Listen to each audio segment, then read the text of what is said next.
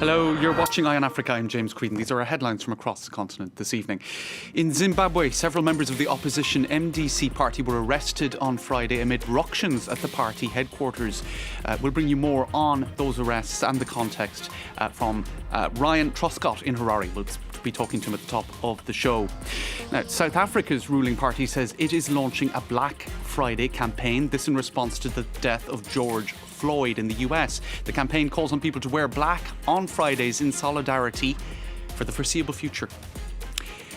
And families in Burkina Faso are demanding justice after 12 people died whilst in police custody. We'll bring you a report from our correspondent there. Thanks for watching. Now we start in Harare, where tensions were high on Friday within the ranks of the main opposition Zimbabwean party. Police fired rounds of tear gas and 5 senior officials were arrested. The party has been deeply fractured since a court ruling in March said that Nelson Chamisa is not the legitimate leader. He lost out to President Emerson Mnangagwa by a narrow margin in 2018. And for more on that, we can cross now to Ryan Truscott in Harare. Ryan, what more can you tell us about this sort of fratricidal division within the main opposition party?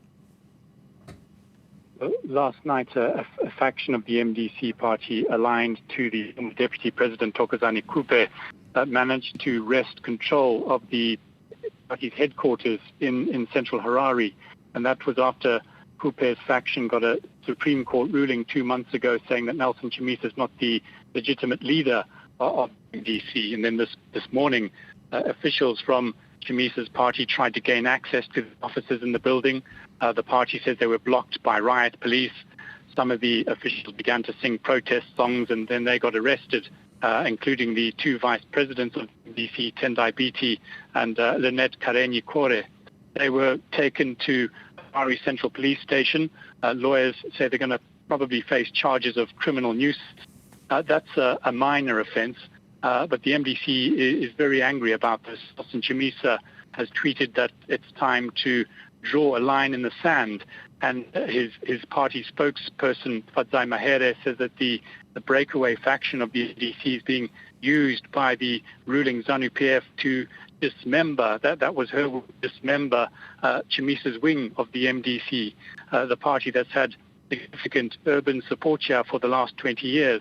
All these tensions, of course, come as schools here remain closed because of coronavirus, and Zimbabwe's economy is reeling. The price of both bread and fuel went up this week. The MDC says that its officials are going to spend the night in police cells, and meanwhile the US Embassy and the EU delegation in Harare have both criticized the involvement of the security forces in the political dispute.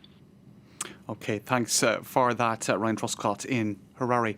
Now, South Africa's ruling party says it is launching a so-called Black Friday campaign in response to the death of George Floyd. Floyd's death at the hands of police officers in the US has acted as a lightning rod for discontent over racism and injustice. Now, the idea is to wear black on Fridays to highlight deaths by citizens at the hands of security forces. Now, be that in South Africa, the US or elsewhere. Now, a vigil was also held at the US consulate in Cape Town, where flowers were laid in the memory of George Floyd. Let's take a listen to some who attended that vigil.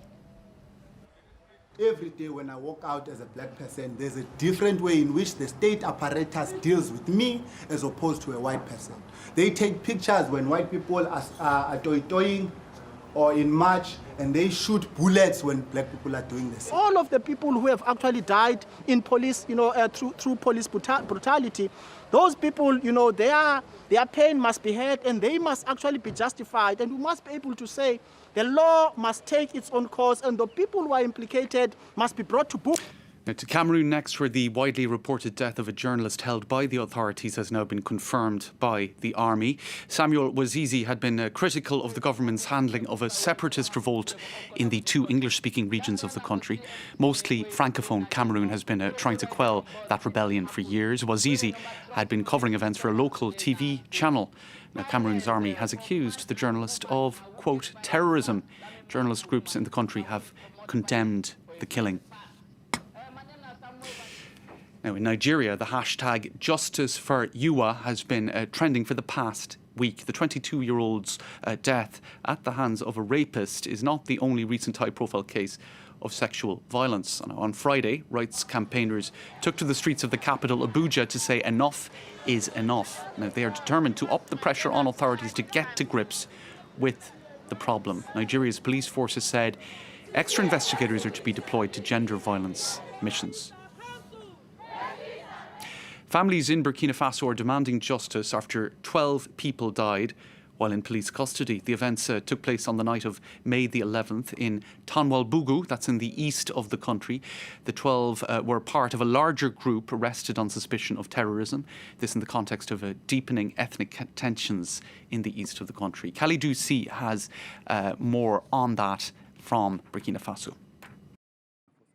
The 12 people who died at the gendarmerie of Tanwalbougou were all buried in this small cemetery.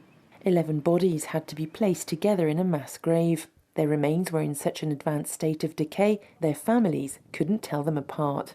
Lorsque les corps sont arrivés, en fait, ils étaient totalement en état de putréfaction, totalement emballés dans des châssis plastiques, dans le sang. Alors donc les gens sont véritablement étonnés que des gens morts par étouffement saignent de cette façon. Et aujourd'hui, les familles réclament surtout justice, qu'on chasse réellement de quoi sont morts ces 12 victimes. A judicial inquiry was opened by the Attorney General of Fada Ngoma, but the initial forensic investigation couldn't shed much light on what happened. Il relève que l'examen physique révèle des corps inertes, rigides à la palpation, et qu'on ne note pas de lésions d'allure traumatique sur le corps, et qu'il n'a pas non plus observé de saignements sur le corps.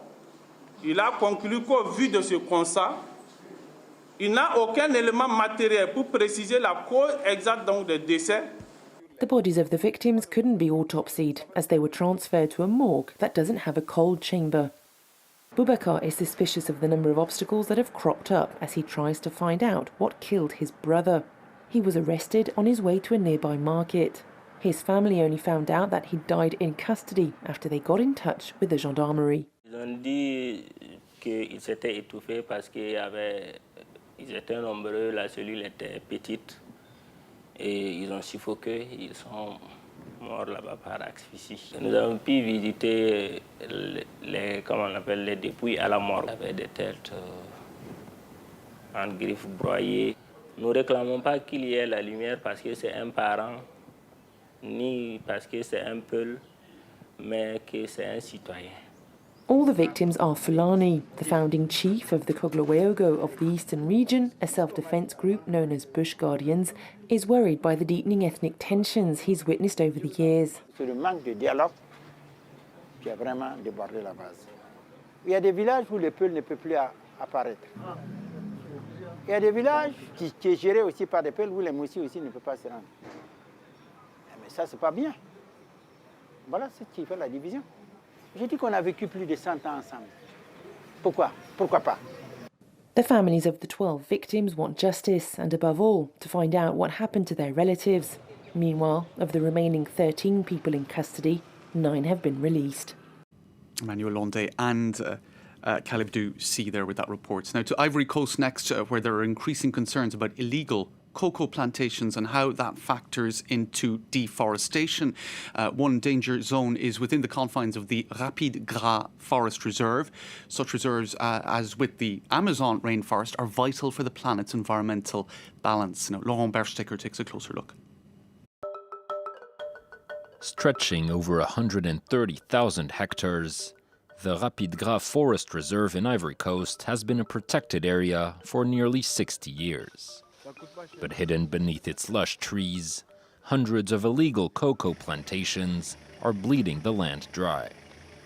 The NGO Mighty Earth, which has been tracking deforestation in Ivory Coast, says authorities need to do more to preserve the country's forests. Si nous n'agissons pas vite, nous risquons effectivement de perdre la totalité de nos forêts. Il faut dire déjà que 90% des forêts primaires de la Côte d'Ivoire ont été perdues entre 1960 notre indépendance et puis 2000.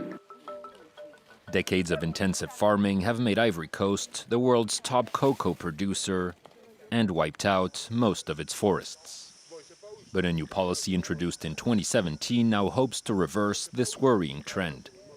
Based on a framework agreement with neighboring Ghana and some 30 chocolate companies, the Cocoa and Forest Initiative aims to help illegal farmers transition to other means of income.